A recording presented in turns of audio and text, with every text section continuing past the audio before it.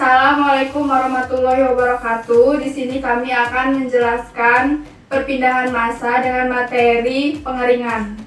Sebelumnya, perkenalkan, Nama saya Cindy Aulia Prihatini, NPM 19734006.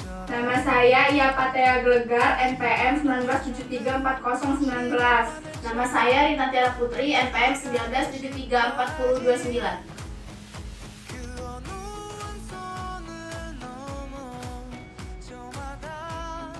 Pertama ada spray dryer atau pengering baki, disebut juga pengering rak atau pengering kabinet, dapat digunakan untuk mengeringkan padaran bergumpal atau pasta yang ditebarkan pada baki logam dengan ketebalan 10-100 nanometer. Pengeringan jenis baki atau wadah adalah dengan meletakkan material yang akan dikeringkan pada baki yang langsung berhubungan dengan media pengering. Alat pengering tipe rak spray dryer mempunyai bentuk persegi dan di dalamnya berisi rak-rak yang digunakan sebagai tempat bahan yang akan dikeringkan. Pada umumnya, rak tidak dapat dikeluarkan. Beberapa alat pengering jenis itu, rak-rak mempunyai roda sehingga dapat dikeluarkan dari alat-alat pengering. Bagian-bagian pada alat spray dryer yaitu 1. Bak pengering yang lantainya berlubang-lubang serta memisahkan bak pengering dengan ruang tempat penyebaran udara panas atau Picknum chamber.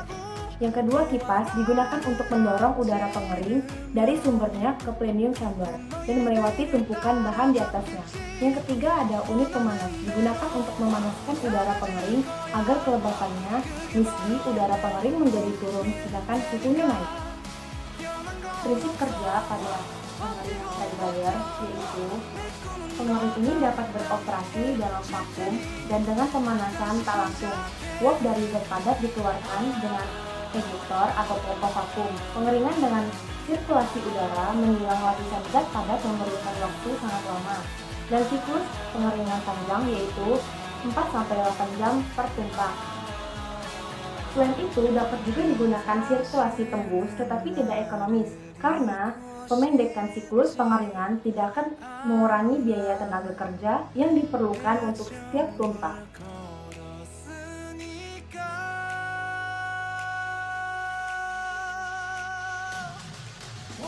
Berikut adalah gambarnya.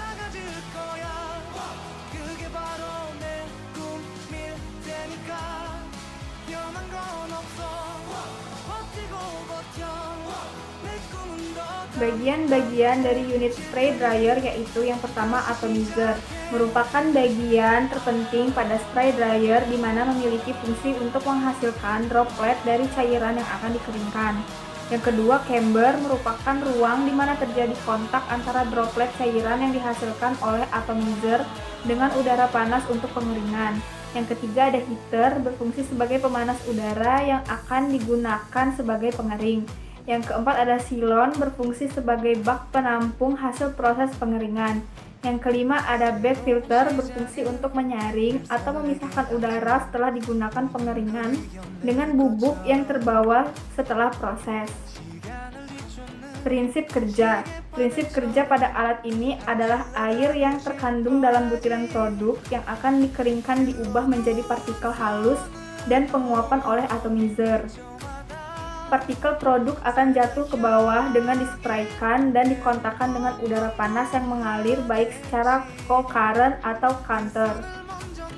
Produk akan jatuh ke bawah sebagai serbuk dan untuk pemisahan partikel padatan terikut udara panas maka digunakan silon.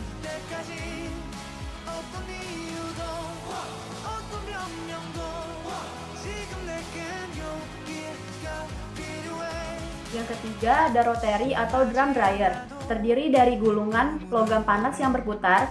Pada bagian luar terjadi penguapan lapisan tipis zat cair atau lumpur untuk dikeringkan.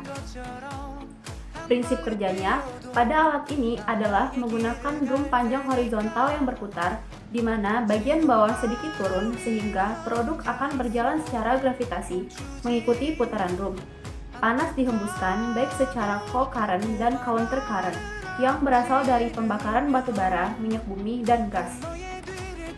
Berikut adalah gambar dari rotary dryer.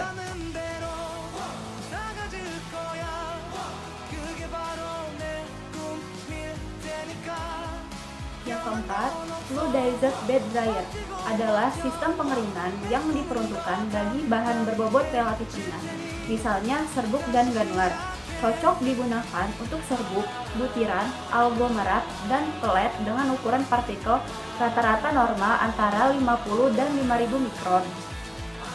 Prinsip kerja pada alat ini adalah tumpukan bahan padat bergerak karena adanya aliran udara yang dilewatkan pada tumpukan, serta bahan yang akan dikeringkan dialiri dengan udara panas yang terkontrol dengan volume dan tekanan tertentu. Berikut adalah gambarnya. Bagian-bagiannya produk inlet, fluid bed, silon, wet scrubber, produk outlet, heater, open system, fluid bed system. Bagian-bagian mesin pengering sistem fluidasi. 1. Kipas atau blower berfungsi untuk menghasilkan aliran udara yang akan digunakan pada proses fluidisasi. Kedua, elemen pemanas atau heater berfungsi untuk memanaskan udara sehingga kelembapan relatif udara pengering turun, di mana kalor yang dihasilkan dibawa oleh aliran udara yang melewati elemen pemanas, sehingga proses penguapan air dari dalam bahan dapat berlangsung. Yang ketiga, plenum. Dalam mesin pengering, tipe fluidisasi merupakan saluran pemasuk udara panas yang dihembuskan kipas ke ruang pengeringan. Yang keempat, ruang pengering berfungsi sebagai tempat di mana bahan yang akan dikeringkan ditempatkan. Yang kelima, hopper berfungsi sebagai tempat memasukkan bahan yang akan dikeringkan ke ruang pengering.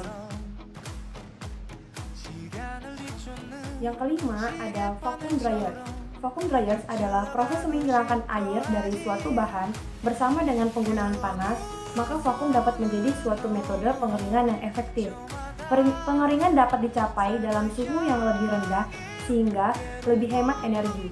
Metode ini cocok untuk mengeringkan bahan yang sensitif terhadap panas atau bersifat volatil karena waktu pengeringannya yang singkat.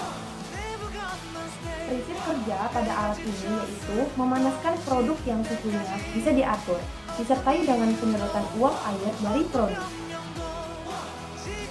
Berikut adalah gambar dari vacuum dryer.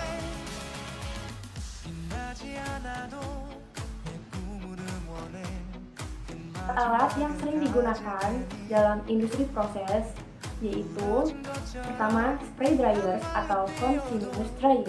Metode pengeringan yang digunakan di dalam industri makanan mampu menghasilkan produk dalam bentuk bubuk atau serbuk dari bahan-bahan seperti buah-buahan dan lain-lain.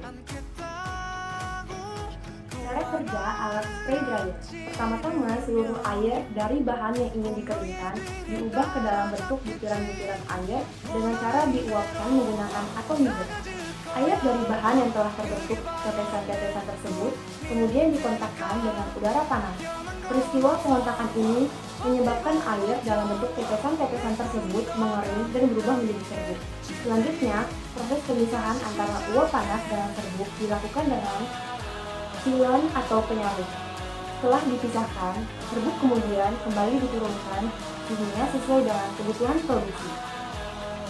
Tujuan pengeringan pada spray dryer atau continuous drying digunakan untuk memproduksi tepung atau bubuk dari bahan cair yang disemprotkan hingga membentuk partikel halus ke dalam ruang yang tengah dialiri udara panas.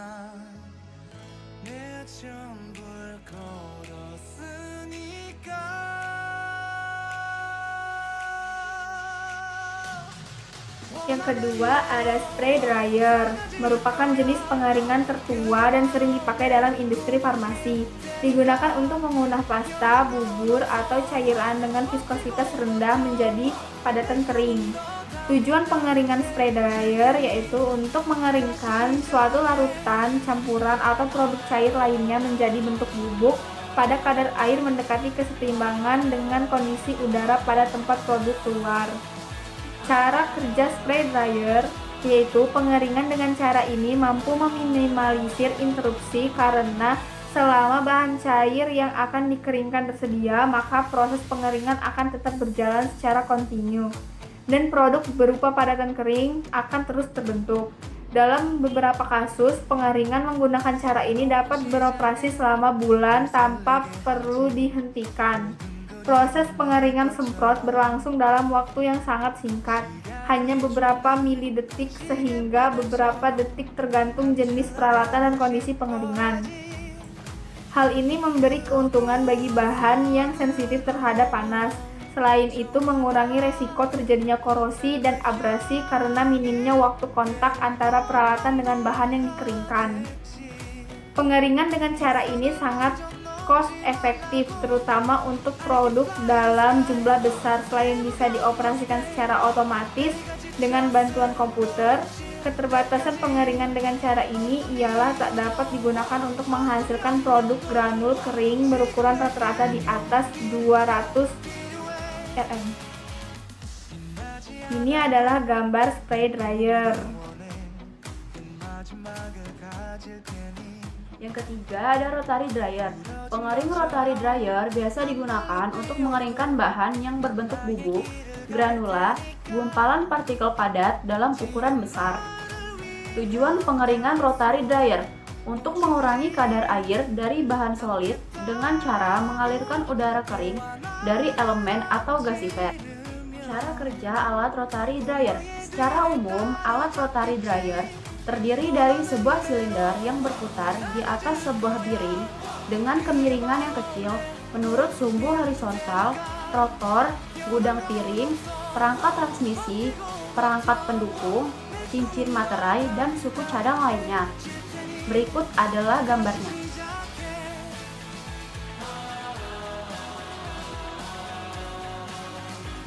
Sekian penjelasan materi pengeringan dari kami. Apabila ada kesalahan, kami mohon maaf. Wassalamualaikum warahmatullahi wabarakatuh.